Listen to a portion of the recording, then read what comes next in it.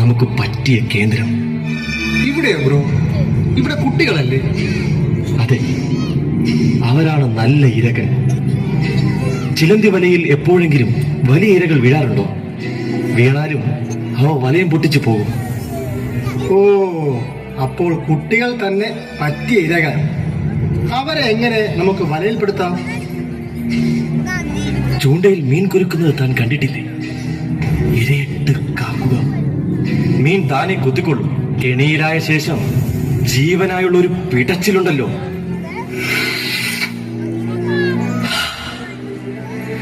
കാണാൻ ഒരു വല്ലാത്ത സുഖമാ.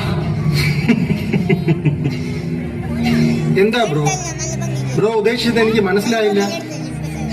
ആദ്യം ലഹരി ചേർത്ത ഈ മിഠായികൾ സൗജന്യമായി നൽകണം. അവർ നമ്മുടെ വരുതിയിലായ ശേഷം പണം നൽകിയാൽ മാത്രം കൊടുത്താൽ മതി. അവർ ഏത് വിധേനവും പണവുമായി എത്തും, തീർച്ച. ഓ, അപ്പോ വിശ്വസ്തരായ മൂന്നാലെണ്ണത്തിനെ നമുക്ക് കച്ചവടത്തിന് ഉപയോഗിക്കാം അല്ലേ? അതെ, 50-100 രൂപയും 2 മിഠായി നൽകിയാൽ കച്ചവടം നടത്തി മുഴുവൻ പണവും അവർ നമ്മൾക്ക് എത്തിക്കും.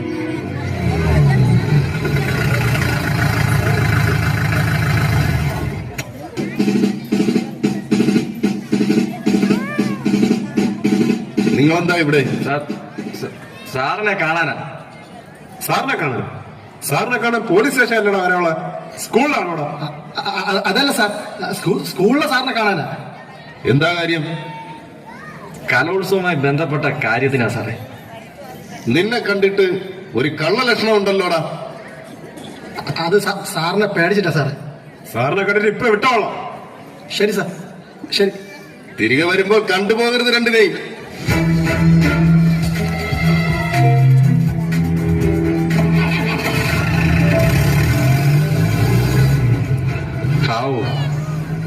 മാരണം പോയി. ഹേ ബ്രോ, ആ ബെല്ലടിച്ച്. കുട്ടികളിപ്പോ പുറത്തു വരും. ബാ. നിക്ക്. നമ്മൾ കൂട്ടത്തിൽ 2-3 കുട്ടികൾക്ക് മാത്രം മിഠായി നൽകുക. സംശയം ഉണ്ടാകാതിരിക്കാൻ പ്രത്യേകം ശ്രദ്ധിക്കണം.